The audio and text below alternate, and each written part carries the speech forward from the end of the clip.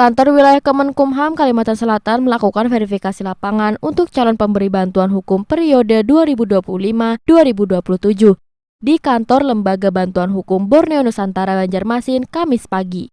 Kunjungan ini sebagai upaya pengecekan secara faktual kesiapan kantor organisasi bantuan hukum untuk verifikasi dan terakreditasi sebagai calon pemberi bantuan hukum bagi masyarakat dalam mencari keadilan.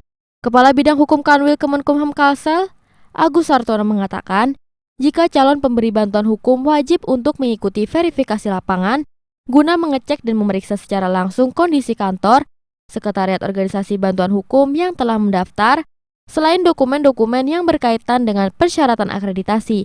Usai meninjau, Agus menyebut, LBH Borneo Nusantara dinilai layak mendapat akreditasi, namun hal ini akan disampaikannya terlebih dahulu ke Kementerian Hukum dan HAM RI.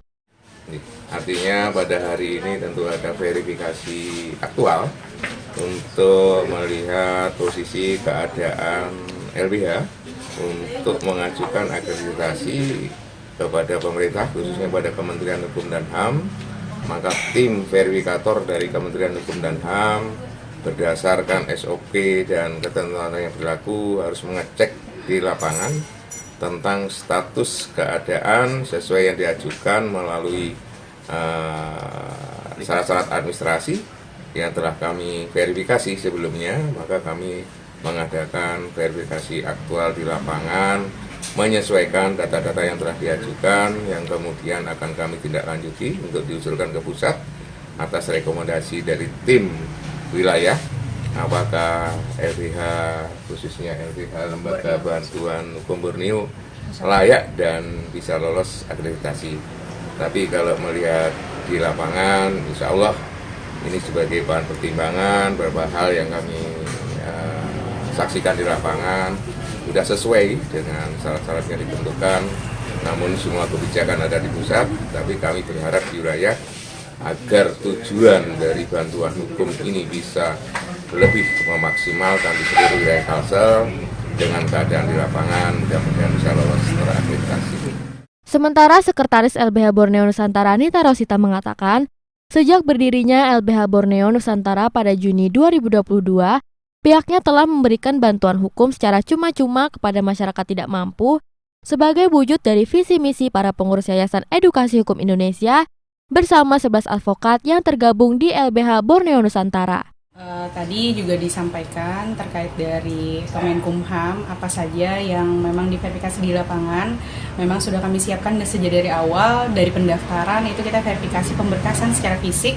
Terus kita memperlihatkan juga kondisi kantor di lapangan seperti apa dan menghadirkan beberapa paralegal dan advokat di Borneo Nusantara. Optimis ya untuk terakreditasi, targetnya seperti apa nih? Insya Allah kita optimis lolos akreditasi tahun ini periode 2025-2027 karena dari persiapan kita sudah jauh-jauh hari, terus dari tahun kemarin kita sudah persiapan pemberkasan, terus segala administrasinya baik itu dari pendirian kantor sampai dengan berkas perkara. Ada berapa advokat di sini? Total dari sampai sekarang dari awal 2022 sampai dengan sekarang itu ada 13 advokat dan 10 paralegal, 2 orang mediator tersertifikasi. Sudah apa aja yang dilakukan selama ini? Alhamdulillah kita sudah melakukan konsultasi hukum secara gratis di berbagai event. Kita juga mengadakan penyuluhan hukum, kita juga memberi penanganan perkara baik itu litigasi maupun non litigasi secara free atau cuma-cuma. Nah, namun untuk menyelenggarakan operasional yang lebih lancar di OBH itu kita mengikuti akreditasi di Kemenkumham. Lembaga Bantuan Borneo Nusantara berharap dengan akreditasi itu dapat menjadi sebagai wadah untuk masyarakat dalam mencari keadilan serta sebagai partner pemerintah dalam memberikan bantuan hukum gratis kepada masyarakat yang tidak mampu. Mawardi, Duta TV, Banjarmasin.